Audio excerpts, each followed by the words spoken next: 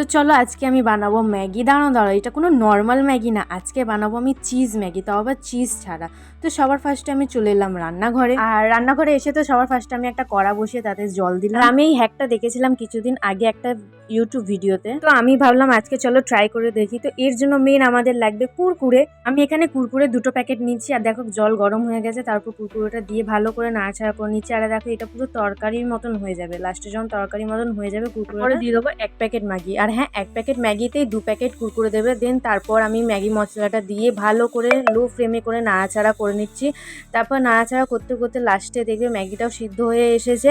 আর দেন দেখো এটা চিজের মতন লাগছে একদম পুরো।